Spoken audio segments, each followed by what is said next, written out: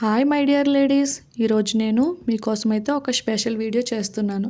ప్రతి ఒక్కరి దగ్గర ఏదో ఒక స్కిల్ ఉంటుందండి. దాన్ని డెవలప్ చేసినప్పుడే మన టాలెంట్ ఏంటనేది మనకు తెలుస్తుంది. నేను చేసే ప్రతి వీడియో వల్ల కనీసం ఒక్కరైనా సరే మోటివేట్ అయ్యి వాళ్ళ స్కిన్ని డెవలప్ చేసుకోవాలనే ఉద్దేశంతోనే ఒక్కో వీడియోలో ఒక్కో కంటెంట్తో మీ ముందుకు వస్తున్నాను. ఈ వీడియోలో చూపించే 2 బ్లౌజెస్ కూడా నేనే ఓన్గా స్టిచ్ చేసి వర్క్ చేసుకున్నాను. అయితే ఫస్ట్ ఈ పింక్ కలర్ బ్లౌజ్ని అయితే ముందు స్టిచ్ చేసి తర్వాత వర్క్ చేశాను అనమాట. స్టిచ్చింగ్ విషయానికి వస్తే ఈ బ్లౌజ్కి వీనెక్ స్టిచ్ చేసి డోరీస్ ఎందుకు, డోరీస్ ఓల్డ్ మోడల్ కదా అని చెప్పి ఇలా ఒక బెల్ట్లా స్టిచ్ చేశాను. ఈ బెల్ట్కి వర్క్ చేశాను. దీనికి పెద్ద హెవీ మెటీరియల్ ఏమీ యూజ్ చేయలేదు. మనకి మార్కెట్లో దొరికే సింపుల్ మెటీరియల్ మాత్రమే వాడాను.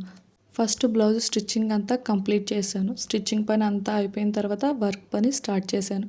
ఫస్ట్ స్మాల్ బీడ్స్ చైన్ ఉంటుంది కదా, స్మాల్ బీడ్స్ చైన్ స్టిక్ చేసి తర్వాత స్టోన్ చైన్ ఉంటుంది కదా, స్టోన్ చైన్ స్టిక్ చేసి మళ్ళీ తర్వాత same small beads chain stick చేశాను.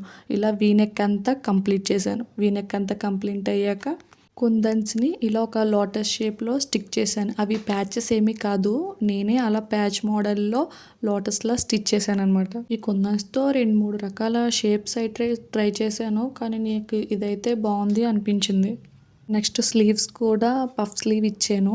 పఫ్ కూడా ఎక్కువ పెట్టలేదు, మరీ పఫ్ ఎక్కువైనా మరీ చబ్బిగా ఉన్నట్టు అనిపిస్తుంది అని చెప్పి కొంచెం పఫ్ ఇచ్చి దానికి వచ్చిన బార్డర్ని యూజ్ చేసి మొత్తం 3/4 స్లీవ్ కింద స్టిచ్ చేశాను. హ్యాండ్స్ పఫ్ స్లీవ్స్ కాబట్టి దానికి వర్క్ ఏమీ చేయలేదు. డోరీస్ బదులు ఈ బెల్ట్ అటాచ్ చేశాను కదా, దానికైతే అక్కడక్కడ స్క్వేర్ షేప్ కొందరిని స్టిక్ చేసి దాని చుట్టూరు కూడా స్మాల్ బీడ్స్ ఉంటాయి కదా గోల్డ్ కలర్వి, అవి నార్మల్ నీడిల్తో స్టిచ్చింగ్ చేశాను అనమాట. అయినా ఇంకా కొంచెం డిఫరెంట్గా ఏమన్నా ట్రై చేద్దాం అనిపించింది. అందుకే శారీలో వచ్చిన 2 కలర్స్తో అలా మోనాలిసా బీడ్స్ని స్టిచ్ చేశాను. బ్లౌజు బ్యాక్ ఇంకా కొంచెం స్పేస్ ఉంది, ఖాళీగా ఉంది అనిపించింది. అందుకే అక్కడక్కడ స్మాల్ బీడ్స్తో బోటీస్ స్టిచ్ చేశాను. ఇలా బ్లౌజ్ అంతా నా చేతితో నాకున్న ఐడియాస్తో నేనే ఓన్గా స్టిచ్ అండ్ వర్క్ అయితే చేశాను. లోటస్ షేప్ కోసం అయితే ఆ వీడియోలో చూపించిన ఆ 2 టైప్స్ ఆఫ్ కుందన్స్ని మాత్రమే అలా సెట్ చేశాను అనమాట. నాకైతే హాఫ్ మూన్ కుందన్స్ ఒక్కటి ఉంటే చాలు. బ్యాంగిల్స్ కానీ బ్లౌజెస్ కానీ మనం ఒక క్లిప్ మేక్ చేసినప్పుడు కానీ ప్రతి దానికి అవే ఎక్కువ యూజ్ అవుతాయి అనిపిస్తుంది. ఇలా ఈ పింక్ కలర్ బ్లౌజ్ని సింపుల్గా అలా స్టైల్ చేశాను. నార్మల్గా ఎవరైనా డిజైనర్ బ్లౌజులు అంటే చాలా హెవీగానే డిజైన్ చేసుకుంటారు. నేనైతే నా బ్లౌజెస్ అని ఇలా సింపుల్గానే వర్క్ చేసుకుంటాను. నాకు ఎందుకు ఇలానే ఇష్టం. సెకండ్ వన్ ఈ గ్రీన్ బ్లౌజ్ ఎలా మేక్ చేశానో చూడండి. బ్లౌజ్ కోసం అయితే నేను చాలా ఎక్కువ టైం పెట్టాను, ఎఫర్ట్ పెట్టాను, చాలా కష్టపడే స్టిచ్ చేశాను. బట్ ఒక చిన్న మిస్టేక్ కూడా చేశాను. అదేంటో అబ్జర్వ్ చేస్తే మీకే తెలుస్తుంది. లాస్ట్లో నేనే ఎక్స్ప్లెయిన్ చేస్తాను కూడా. ఈ బ్లౌజ్ని అయితే నేను ఆరీ నీడిల్స్ కొని ఆరీ నీడిల్స్తోని వర్క్ చేశాను. ఈ వర్క్ అయితే మటుకి నా ప్రొఫెషన్ కాదండి, నాకు అస్సలు రాదు కూడా. నేను జస్ట్ యూట్యూబ్లోనే చూసి ఒక 2-3 డేస్ అబ్జర్వ్ చేసి అలా నేర్చుకున్నాను.